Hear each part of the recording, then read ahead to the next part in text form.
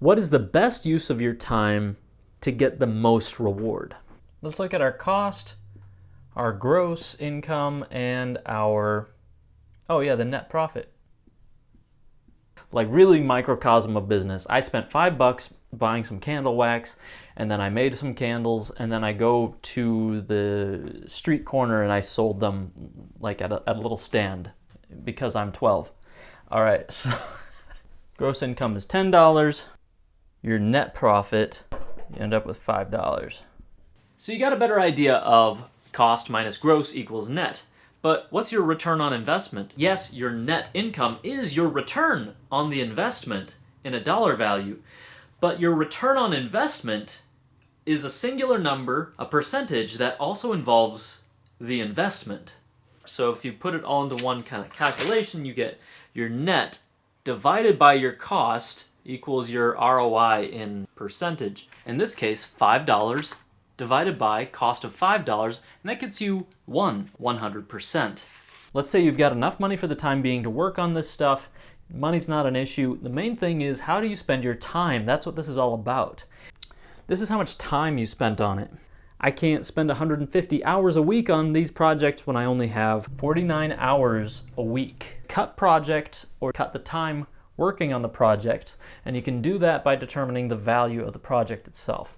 Now let's look at potential income. I can kind of figure out how much I think I'm going to make per week, or I can figure out how much I'm going to make per year and then divide it by 52. Also, I wrote down the hours I would spend on this, and then we have the gross income in dollars, and it's really hard to come up with a net. We want to compare dollars for dollars, literally. So what's the value of your time? That might be an hourly wage. Now, in this case, we are going to calculate our hours in a dollar value, and that gives us basically a payroll amount. Now I've created this exact hours versus gross income. Now which ones are going to get me a net profit? Since we're basing this all on payroll, what a negative number might mean is that I'm making less than I would at my current job. Or what a positive number might mean is that I'm making more than I am at my current job per hour. Now, I'm about to make a mistake here, so see if you can catch it. So now that you have this more accurate net profit, you can arrange them accordingly. Profit, profit, profit.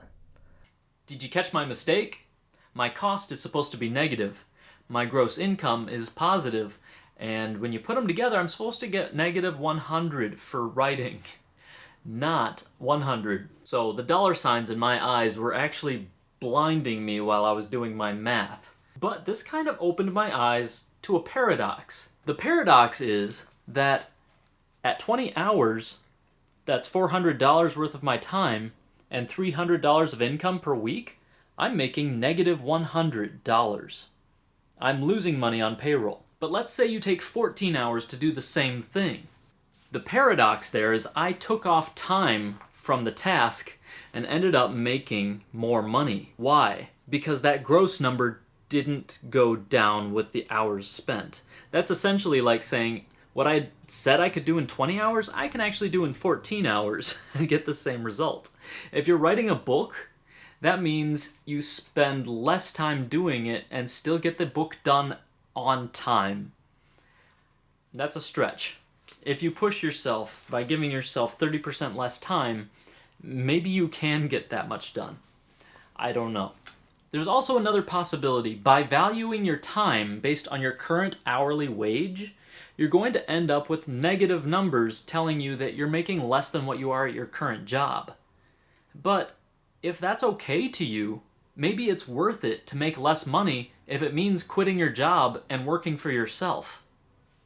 That's fine. What you should do is devalue your time, strictly so that these numbers come out positive when you know, yeah, that's something I should actually pursue. But it doesn't change the order of your priority. So putting a dollar amount on something really helps you value something properly. So put a dollar amount on it. So that is one way of prioritizing your projects based on how much money you're going to get out of them.